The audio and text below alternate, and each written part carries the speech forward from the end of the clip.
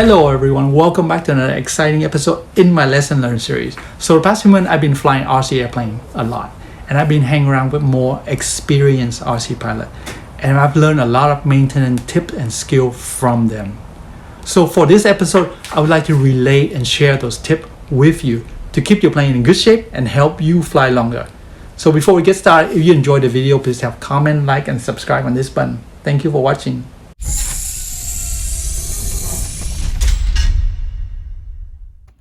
So let's get started, and these are the tips that I'd like to share with you all.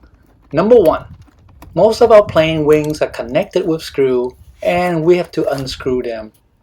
Well, and they fall off to the ground and they are hard to find and you could lose this precious screw. So make your life easy and get one of these magnetic screwdriver, and they're easy to unscrew and they hold on to the screw and not lose them, so you can save them in a small bag.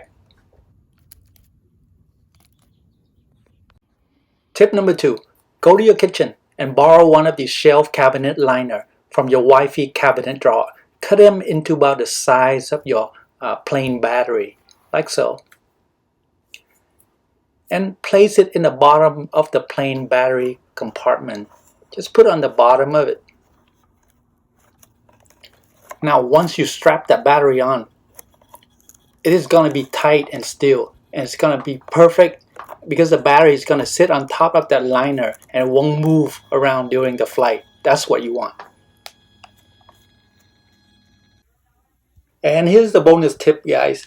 So as you know, I use different kind of battery, different brand, and what I do is I label the date that I bought it. This is important because you want to know how old your battery is. As you know, battery chemistry degrade over time, and you want to keep track of it, how old it is, so you can keep it in good shape and balance charge it. So, and also it's very important that you keep all your battery in a fireproof bag like this. This is important for safety issue. Okay, so tip number three is related to the bonus tip I just mentioned, and that is dating your battery. When this battery was new, I was able to get 6 minutes flight time easily. But now, 2 or 3 years older, not gonna get that long duration again. So you need one of these alarm indicator. So with these low voltage alarm indicator, they're pretty cheap. They're like, $10 for 2 or 3. There's a new version of it on the right, I'm holding right here. And they have a button right there to set the low voltage alarm, like 3.8, 3.7. If it fall below that, it will sound the alarm for you. So instead of having an expensive telemetry transmitter or an expensive battery that can monitor telemetry, knowing low voltage, you use one of these. This is a cheap alternative, and you just plug it into your battery on your plane, and then you plug it in and you go flying with it. And you set the there's a button right there. You set the low voltage alarm, like say to 3.8, and the battery I have in the plane right now is a low voltage, under 3.8. So when all the cell is under 3.8, it will sound a really loud alarm, and which tell you it's time to land. Yeah, the sound is pretty annoying, but you know what? It's gonna save your plane from crashing because it's gonna detect a low voltage. So that will help a lot. So tip number four, one-click connector. First of all, you should be labeling all of your connector. Aileron left, aileron right, flap left and right. You should be doing this so that you don't forget. So as you can see, it's a mess, bundling all of them together. So the solution is, I bought one-click connector, and they all consolidate into a one-click. They multiplex all those three servo wire into one click, and it'll be easier.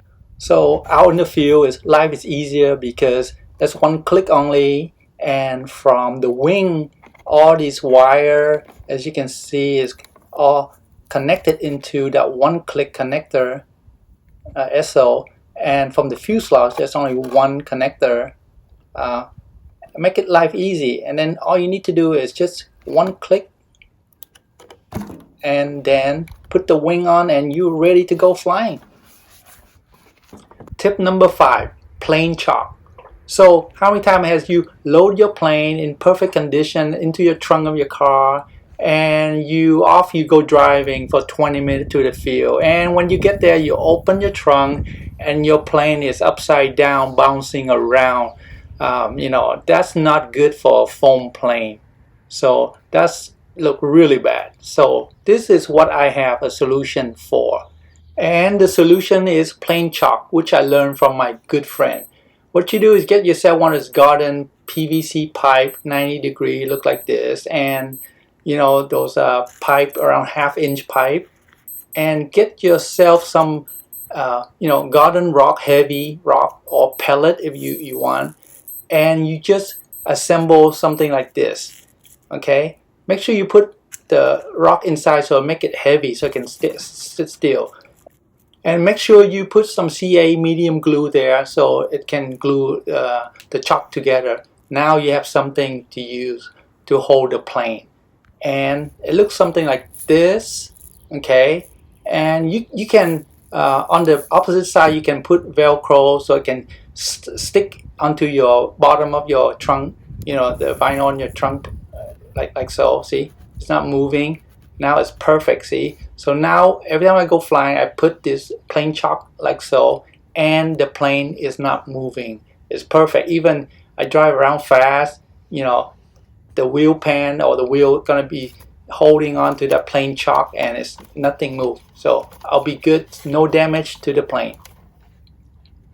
So finally, my bonus tip is Chrome mode. Chrome mode is an advanced flight feature. So be sure to watch my other video that I show you how to set up Chrome mode using a 6-channel receiver.